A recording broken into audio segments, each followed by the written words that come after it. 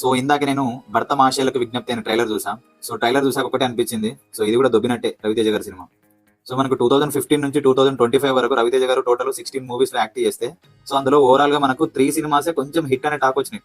అందులో మనకు 2017 లో రాజాది గ్రేటు, సో 21 లో మనకు క్రాక్, 22 లో ధమాకా. ఇవి జస్ట్ మనకు హిట్, కొంచెం బ్లాక్ బాస్టర్ అనే టాక్ విన్నాం. సో అప్పటి నుంచి, అంటే నేను రీసెంట్ గా యూట్యూబ్ లో ఒక వీడియో చూసాను రవితేజ గారి మీద, డికేట్స్ ఆఫ్ డిజాస్టర్స్ అని చెప్పేసి.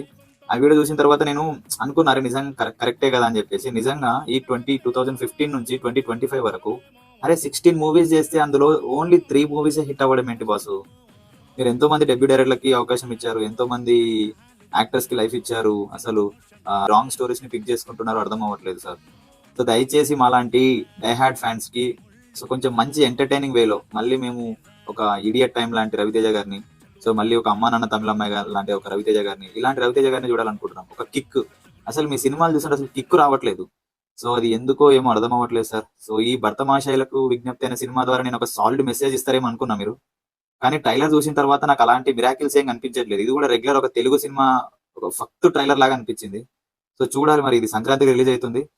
సో జనవరి 13 రిలీజ్ అవుతుంది. మరి ఇది కూడా ఎలాంటి అద్భుతాలు చేస్తుందో. డైరెక్టర్ కిషోర్ తిరుమల గారి మీద నాకు నమ్మకం ఉంది. కాకపోతే ట్రైలర్ చూసినాక అది పోయింది సార్, ఇది నా పర్సనల్ ఒపీనియన్. ఇందులో మనకు కమీడియన్స్ సత్య గారు, ఆ, వెన్నెల కిషోర్ గారు అండ్ సునీల్ గారు ఉన్నప్పటికీ కూడా అసలు నవ్వలేకపోయినాను ట్రైలర్ చూస్తున్నంత సేపు. అసలు ఏమైతుందో ఏమో తెలియట్లేదు. సార్ రవితేజ గారు, మీ కంబ్యాక్ కోసం అయితే చాలా ఘోరంగా ఎదురు చూస్తున్నాం సార్. సో దయచేసి ఇక నుంచైనా మీరు సెలెక్ట్ చేసుకున్న సినిమాలు ఒక సాలిడ్ గా ఫ్యాన్స్ కోసం తీయండి సార్. అసలు ఊగిపోవాలి థియేటర్స్ మొత్తం.